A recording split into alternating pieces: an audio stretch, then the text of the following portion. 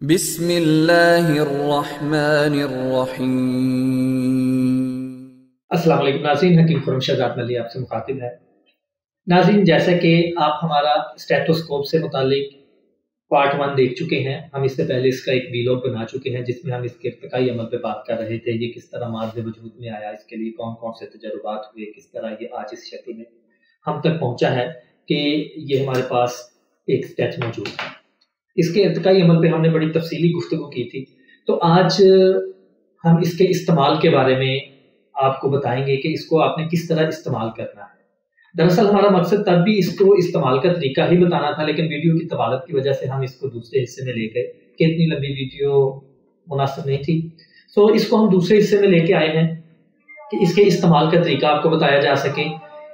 इस वीडियो में हम आपको बताएंगे कि आप स्टेथ को इस्तेमाल करते हुए लंग्स के साउंड किस तरह सुनेंगे, आप चेस्ट के साउंड किस तरह सुन सकते हैं, इंटेस्टाइन के साउंड किस तरह सुन सकते हैं और ट्रैकिया के साउंड किस तरह सुनेंगे, सांस की नाली की आवाजें किस तरह सुनेंगे और किस तरह इससे अंदाजा कर सकेंगे कि कौन सी बीमारी चल रही है और उसका साउंड किस तरह आपको सुनाई देगा, वो किस तरह का साउंड होगा। इन चीजों के बारे में हम बात करेंगे। तो इसके लिए हम खिदमत हासिल करेंगे डॉक्टर शहरोज साहब की, जो एक और वीडियो में भी हमारे साथ थे।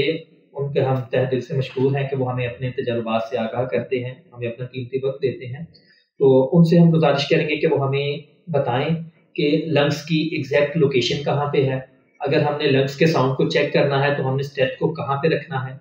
अगर हमने अंतरियों की मूवमेंट को जज करना है तो हमने स्टेथ को कहाँ रखना है। ट्रैकिया को किस तरह हमने जज करना है, स्टेथ कहाँ रखना है, वो हमें एग्जैक्ट लोकेशन बताएं और साथ साथ हमें ये भी गाइड करें कि किस तरह के साउंड हमें किस तरफ निशानदही करेंगे कि कौन सी बीमारी है या क्या उसके अंदर चल रहा है।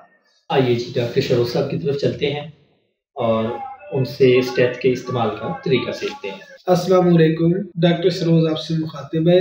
आज आपको स्टेथ के इस्तेमाल के बारे में बताऊंगा कि स्टेथ के इस्तेमाल से हम सांस की कौन कौन सी आवाजें सुन सकते हैं। फेफड़ों की आवाज का सुनना, ट्रैकिया ट्यूब सांस की नाली की आवाज का सुनना, इंटेस्टाइन अंतड़ियों की आवाज का सुनना। तो आइए मैं आपको बताता हूँ कि स्टेथ का इस्तेमाल फेफड़ों पे कैसे किया जाता है और अंतड़ियों पे कैसे किया जाता है। जी तो नाजरीन, आमतौर पर निप्पल चौथी पसली के आसपास होता है और इससे 2 पसली नीचे तक तकरीबन यहाँ तक जो है लंग्स की लोकेशन जाती है।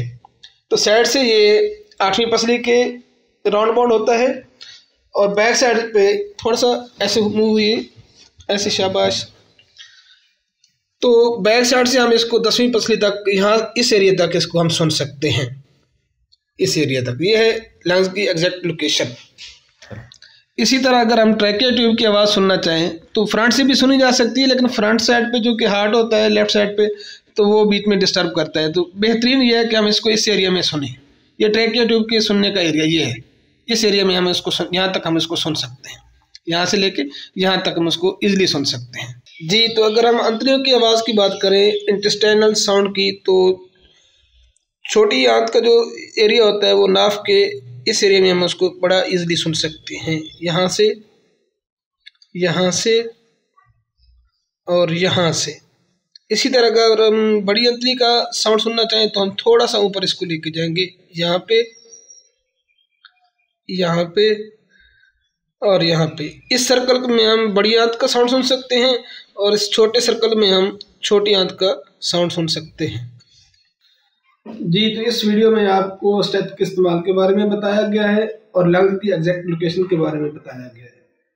तो मिलते हैं इंशाल्लाह अगली वीडियो में, तब तक के लिए अल्लाह हाफिज। वमा अलैना इल्लल बलागुल मुबीन।